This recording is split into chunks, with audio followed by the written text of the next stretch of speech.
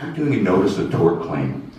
I have here a check for $1,300, a cashier's check made out to the Multnomah County Sheriff dated February 5th, 2016 that was refused by the Multnomah County Detention Center staff for my bail. On this date, February 5th, I had been in custody on a felony. The felony was a product of a grand jury indictment on December 10th, 2015. That was based on the testimony of a police officer who, on the date of my arrest, reported to the Department of Justice that there were no injuries, including himself. Then he went to the grand jury, who came with a felony indictment for my intentionally injuring him.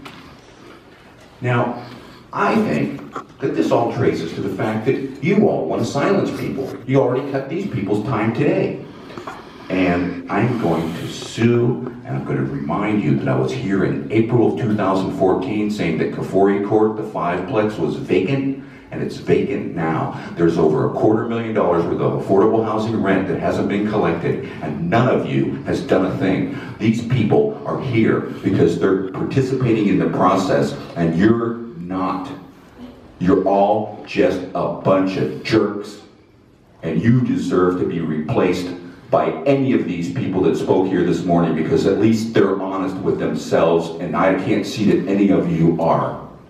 So I'm going to sue about how I couldn't get bail when I was held on a felony based on fraud. This is not going to stop. Thank you for your comments. And although I have a philosophy of nonviolence, we know that plenty of other people don't. And I'm trying to protect you by saying, if you keep doing nothing and making things worse, there will be hell to pay. I can only do what I'm trying to do. It's been years, and you've done nothing about the affordable housing being vacant. 4066 Northeast Grand, it's vacant right now. We have people camping on the sidewalks. Thank you for your comments. Thank you. Next group, Isabella Arduña and Laura Vangelin.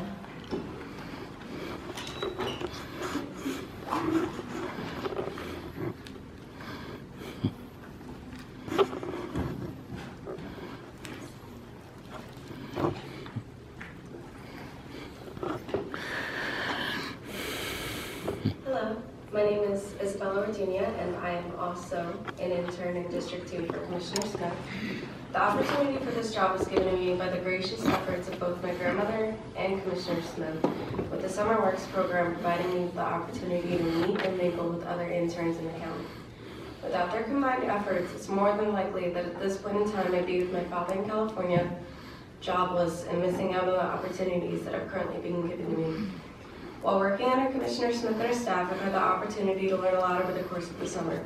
Working under an empowered and honest woman of color in a position of leadership in itself definitely has its perks. That alone lets me know that if I work hard and stay honest, then I can achieve just about anything. Aside from that, I've learned how you are expected to look and behave in an office setting, how to better interact with new people, how to keep up with current events. My organizational skills have improved, as well as my time management. I can honestly say that words can't express my gratitude. So, Commissioner, I just want to say thank you so much for everything you've done for me. Thank you, and thank you for your service.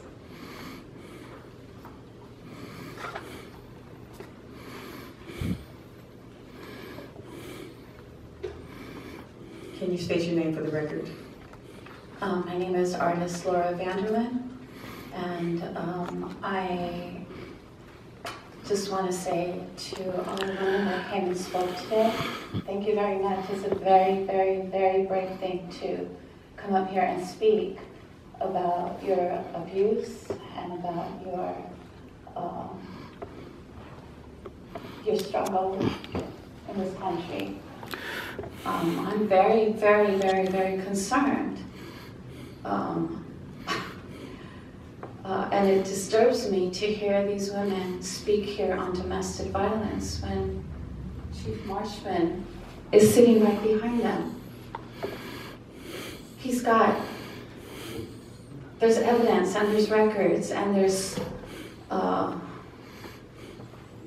he's a domestic violence abuser. He abused his stepson. and he stopped an ex-girlfriend while he was in uniform, and he was appointed a chief.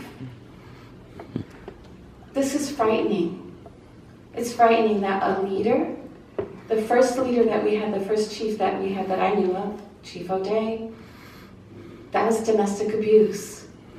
We here in Portland seem to have an issue. And I think the American Police Department everywhere have issues with domestic abuse. Misogyny is entrenched in racism, misogyny is entrenched in our system. And it hurts me that women are not speaking up. Women, our leaders, our female leaders, are not speaking up enough about this issue. Misogyny, it does not exist without women. Thank you very much. Thank you for your comments. Next. R1, resolution enacting a property tax exemption.